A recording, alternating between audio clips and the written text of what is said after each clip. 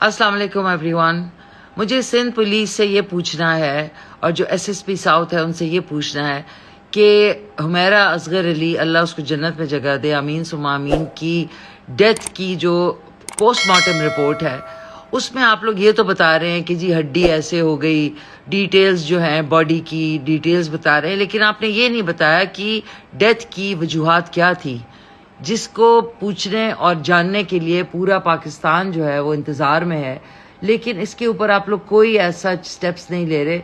इतनी advance technology है, इतना कुछ है जिससे फोरेंसिक पैथोलॉजिस्ट जो है वो 100 साल पुरानी जो डेड बॉडी है उसके भी चीज़ें निकाल लेते हैं, और आप लोग पता नहीं कौन सी आयबाइशाएँ कर रहे हैं। क्यों नहीं आप लोग इस पे गौर कर रहे और इन्वेस्टिगेशन को तेज़ कर रहे? क्योंकि अभी कुछ और हो जाएगा तो उसकी जो है इम्पोर्टेंस जो है ख़त्म हो जाएगी और हम किसी और चीज़ में ट्रक की बत्ती के आगे निकल जाएंगे। तो प्लीज़ आपसे रिक्वेस्ट है कि जो मालिक मकान है उससे क्यों नहीं आप लोग इन्वेस्टिगेट कर रहे?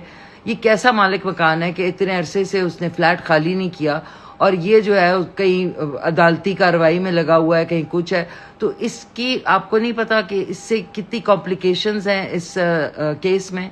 उससे क्यों नहीं आप लोग इन्वेस्टिगेट कर रहे? उससे क्यों नहीं जांच पूछ गाछ कर रहे?